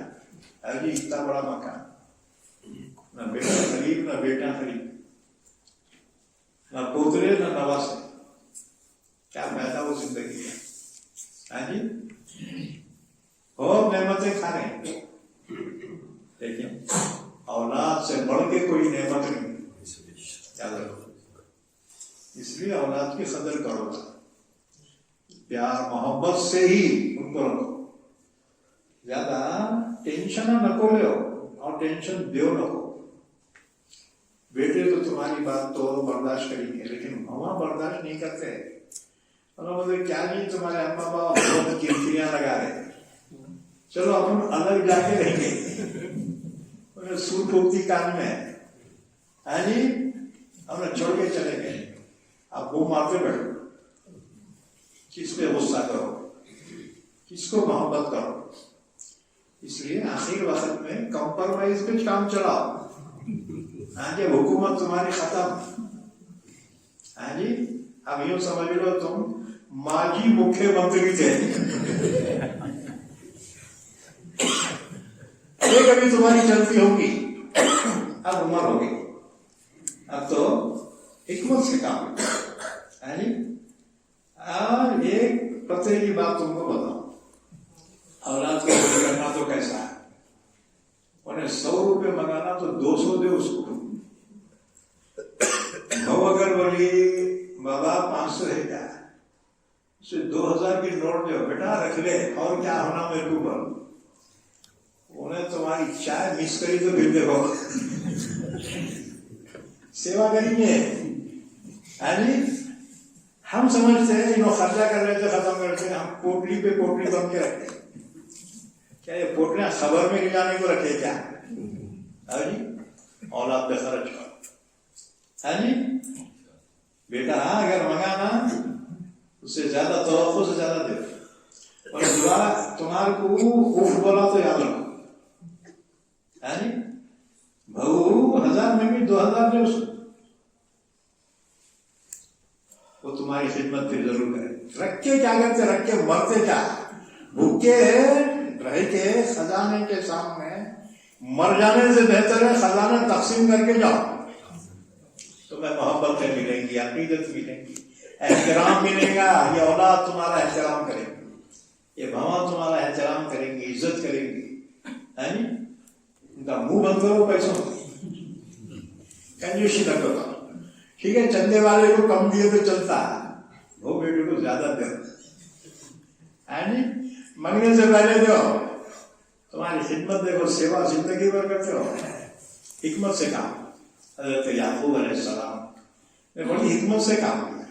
جانتے تھے یہ کم وقتوں نے میرے بچے کو بہت تکلیف پہنچائی، لیکن برابری کے بچے تھے، حکمت سے کام کیا. قال بل سولت لكم انفسكم امرا، فرمایا بچوں بات یہ نہیں ہے، ضرور تمہارے دل نے کوئی سازش کی.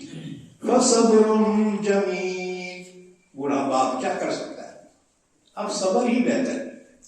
صبر جمیل، ایک ہے صبر اور ایک ہے صبر جمیل. صبر کہتے ہیں برداشت کرنا، اور صبر جمیل کہتے ہیں ایسا برداشت کرنا کہ اس میں شکوہ شکایت نہ ہو. ایک تو شکایت کرتے ہیں بیٹے ایسے بڑے ہمارے عالمہ رہ کے بچے ہمارے کو نہیں پال رہے، پورے گاؤں میں گھوما کرتے پھر پالا. صبر تو ہے لیکن صبر جمیل نہیں ہے. صبر جمیل یہ ہے کہ اس میں کوئی شکایت نہ ہو، اللہ کا بھی کوئی شکوہ شکایت نہ ہو. کسی کا انتقال کر جائے تو بعض عورتیں روتے روتے بولتے کہ اللہ میرے کو لے جانا تھا، اس کو نہ کہا. ملک الموت پلٹ کے بدل ٹھہر تیرے واسطے بھی آ رہا ہوں.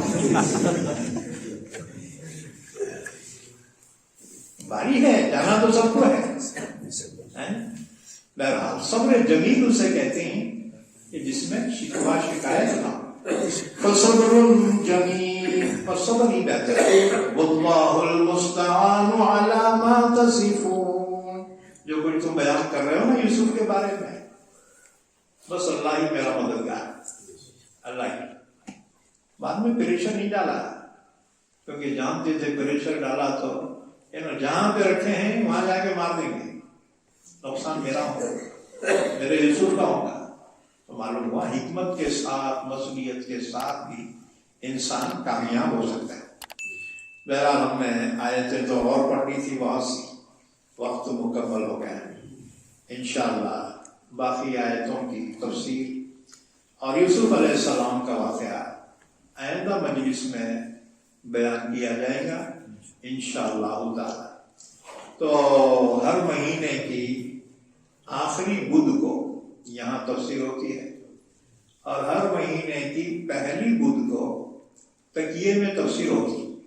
وہاں بھی آتے نا انشاءاللہ. آپ بہت دور نہیں، اب وہ موٹر سائیکلوں کا زمانہ آ گیا، پیدل تمہارے کو وہاں تک جانے کا نہیں ہوتا. ہاں جی، قرآن کے عاشق ہو تو جہاں قرآن کی مجلس ہو ضرور پہنچو. کوئی نہ کوئی بات ہمارے لیے ہدایت کا ذریعہ بنے. اللہ ہم سب کو عمل کی توفیق عطا فرمائے. درود شریف پڑھنے دعا فرمائے.